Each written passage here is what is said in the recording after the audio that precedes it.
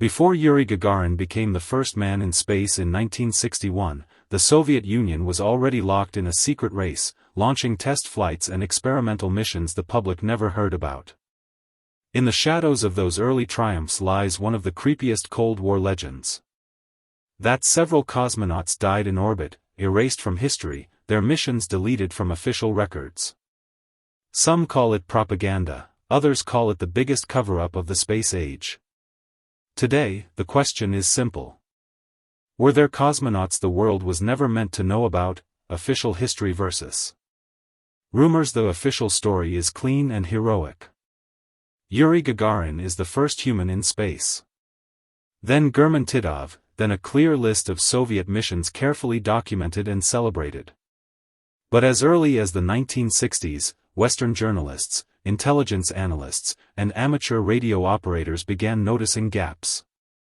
Numbers skipped in mission sequences, strange delays in launch announcements, and odd behavior from Soviet media when it came to failures. In a tightly controlled state where failure was shameful, it made sense that accidents would be hidden.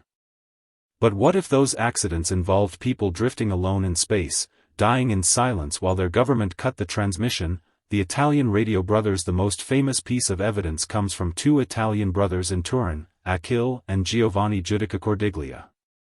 In the early 1960s, they built a homemade listening station and pointed antennas toward the Soviet Union, trying to intercept space communications. Over time, they claimed to have recorded several disturbing signals. Panicked breathing, heartbeats, and what sounded like a woman's desperate voice speaking Russian from orbit. In one recording, they said they captured a female cosmonaut reporting overheating and failing systems, begging for help as her capsule seemed to be burning up. In another, a faint heartbeat and labored breathing were heard, slowly weakening, as if someone were suffocating in space. According to the brothers, these transmissions did not match any known official mission. Soviet authorities denied everything. They said the recordings were hoaxes or misinterpretations. But the story spread like wildfire in European newspapers, and the idea of lost cosmonauts was born. Vanishing names and suspicious photos. Researchers later pointed to early Soviet press materials showing cosmonaut trainees who were later never mentioned again. Some names allegedly appeared in early lists, then disappeared. Others showed up in group photos but were never credited with any role in the space program. One example often cited is a cosmonaut candidate whose image appeared in Soviet magazines, only to be removed from later reprints. Another case involves rumors of a cosmonaut named Vladimir Ilyushin, supposedly launched on a secret mission before Gagarin and forced to land badly, injured, and hidden from the world. Official records, however, state that Ilyushin was a test pilot who suffered injuries in an unrelated plane crash. In a system known for literally airbrushing people out of photographs during political purges, the idea that failed space heroes could simply be erased did not seem impossible. Crashed capsules and strange signals. Western intelligence also picked up anomalies.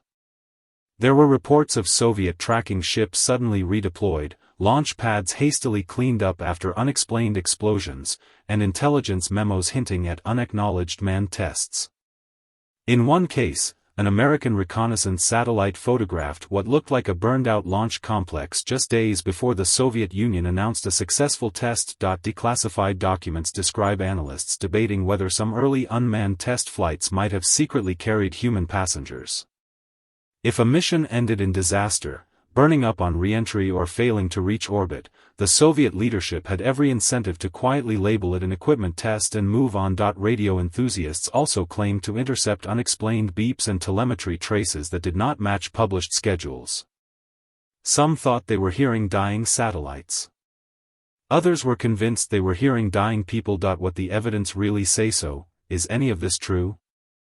Most professional historians and space agencies say there is no solid proof of lost cosmonauts. Western tracking systems were already sophisticated in the 1960s, and launching a human into orbit usually leaves clear signatures other countries can detect. Independent analysts who examined the Italian recordings have raised questions about their authenticity and timing. Official Soviet and later Russian records list known accidents, ground-based training disasters, failed unmanned launches, and the tragic deaths of cosmonauts like Vladimir Komarov, who burned up on re-entry in Soyuz 1, and the crew of Soyuz 11, who suffocated when their capsule depressurized on the way back to Earth. These deaths were eventually acknowledged, though often after initial attempts to downplay or delay the truth. However, the lack of direct proof doesn't erase the pattern of secrecy. The Soviet state hid failures whenever possible: nuclear accidents, plane crashes, and early rocket explosions.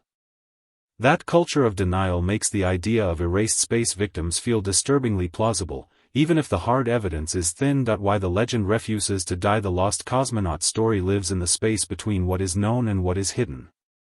It combines several powerful elements: Cold War paranoia, two superpowers spying on each other, each afraid to admit weakness. Absolute control of the narrative, one party filters all information, leaving gaps that invite speculation. Cosmic isolation, the fear of dying alone in space, cut off from Earth, with nobody even admitting you existed. For many people, the legend is less about specific names and more about a feeling that at least some early test pilots were treated as disposable, sacrificed in the rush to beat the United States to space. Glory. Modern documentaries, podcasts, and YouTube videos keep the myth alive, re-examining old tapes, photographs, and declassified Cold War files. Every new scrap of information, an old memo, a forgotten photo, gets pulled into the debate between horror and history. Whether or not lost cosmonauts truly died in orbit, the story says something real about the era that created it. The early space age was not just about heroism, it was about risk, secrecy, and propaganda, battles fought with human lives. The Soviet Union needed perfect heroes like Gagarin. Flawed, broken, or dead ones were inconvenient, and inconvenient people were often edited out of the story. For horror fans, the image is unforgettable. A lone cosmonaut drifting in the dark, radios crackling, oxygen running out, as Earth turns silently below and nobody ever calls back. For historians, the real horror might be how easy it was, in that time and place, to make inconvenient people disappear, on the ground or in the sky. Conclusion. So, did lost cosmonauts really exist? Officially, no. According to Russian space agencies and most experts, every human the USSR sent into orbit appears in the record. Unofficially, the unanswered questions, the suspicious gaps, and those chilling alleged recordings keep the legend alive. Until every archive is open, and every tape fully verified, the truth will remain somewhere between myth and reality. In the meantime, the story of the lost cosmonauts continues to haunt the edges of space history, reminding us that sometimes the scariest ghosts are the ones governments insist were never there at all.